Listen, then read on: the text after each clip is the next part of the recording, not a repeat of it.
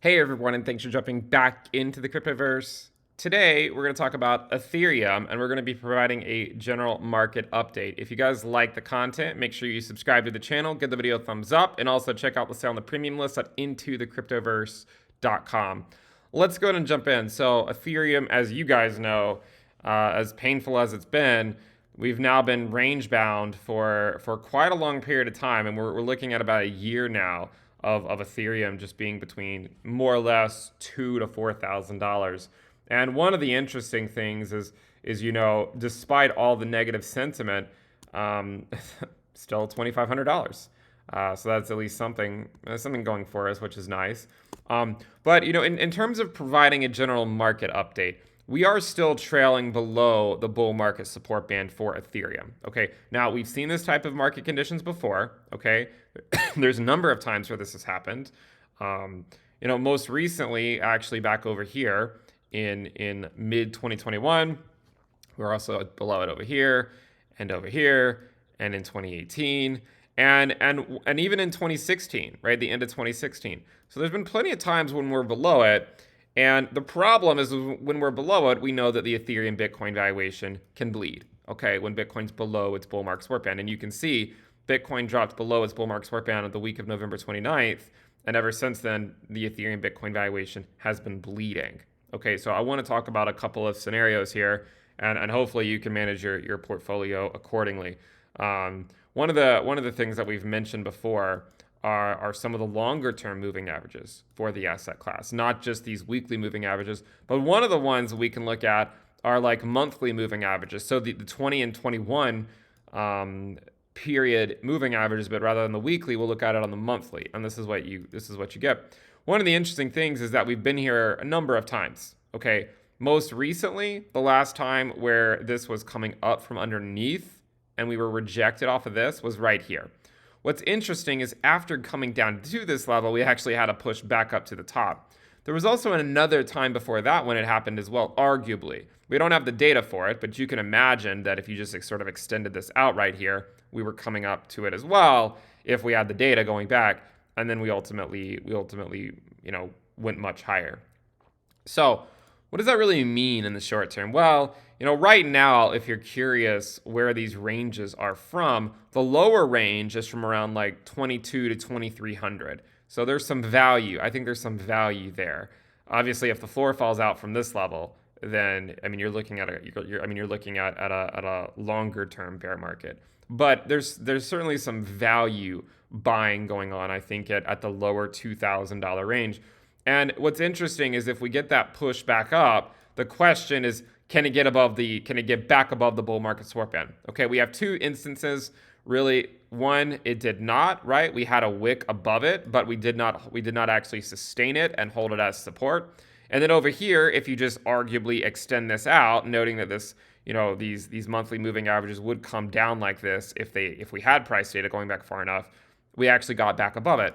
So the key thing to watch, I think, for Ethereum is if we get a rally back up to the 20-week moving average, which you're probably wondering where that is, it's currently at around $3,400. So if Ethereum rallies back up to $3,400, it's going to be a key test of can it actually get above it, okay? Because if we can get above it and hold it as support and Bitcoin can, show some strength, then you're looking at potentially another rally back up to the all-time high. But in the case of a rejection by it, then we run the risk of coming back down to the lower part of this range, which we're currently at almost. Again, it's from $2,200 to $2,300. So we've been in this sideways range for quite a long period of time. I certainly don't take anything for granted at this point. Going all the way back to really, to February, March, when we first started flirting with this range, and we've more or less just been in it ever since. So remember, these long-term corrections can take a while. They can be brutal. I do think Ethereum is a great asset for the macro scale. Obviously, in the short term, it will be fully dependent on what Bitcoin does. So I'm not gonna blow smoke and say that it's about to skyrocket. Because it might not. It really does depend on the health of Bitcoin. And remember, if Bitcoin's below the bull market support band, we would more or less expect Ethereum to not show strength either. Once Bitcoin can show strength and get back above the bull market support band, then we might actually expect the Ethereum valuation to do somewhat okay.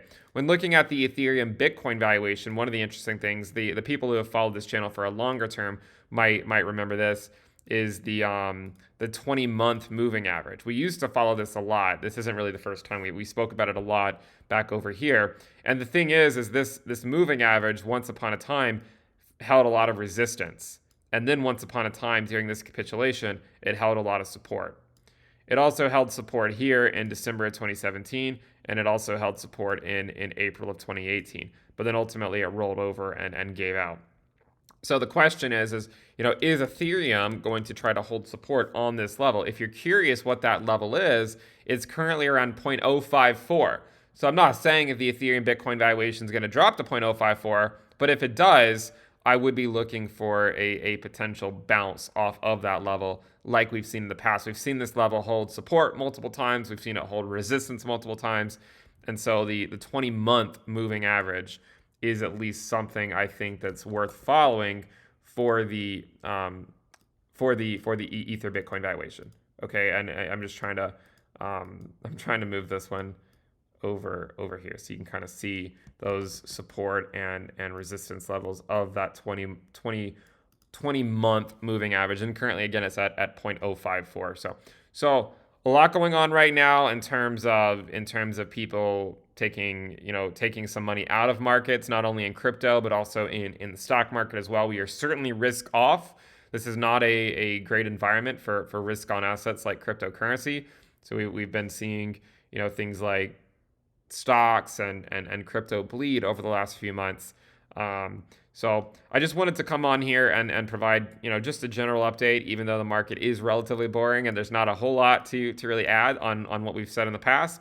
Right now, we sort of remain sort of in this area of above 20 month, below the 20 week. Okay. Arguably, it's only happened twice before.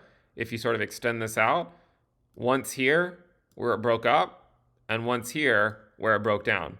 So think about that, right? Think about the consequences of either scenario and think about how you want to be positioned no matter what happens. Whether it means taking a hard look at your portfolio and saying, do you really want this much exposure? Or maybe you don't have as much exposure as you want, depending on what way you think it's going to break out. Again, there are no guarantees in this market. It's all just based on probabilities. And right now, we're still sort of waiting to see if Bitcoin can hold the line here or if it's also going to break down to the downside. So people have asked me before, what differentiates like a crypto bear market from a crypto winter. I think you can have bear markets like this that don't necessarily mean a crypto winter. But if we fall back down this way, you're likely looking at a longer term bear market. So Bitcoin's sort of fighting right now to hold on. So is Ethereum. If we do get a bounce in April, the levels to watch, probably around $3,300 to $3,400 for ETH. That would be the area to get back above to really reclaim bullishness. If we get rejected, then we run the risk of further downside, and we could easily go back down to the lower part of the range or around $1,700. Okay, so like if Ethereum gets rejected by the bull market support band like it has been, then we could see ourselves coming back down to the lower part of the range at around 1,700. Thank you guys for tuning in. Remember, we do have the sale on the premium list at intothecryptoverse.com if you want to know how I'm navigating the markets, and I'll see you next time. Bye.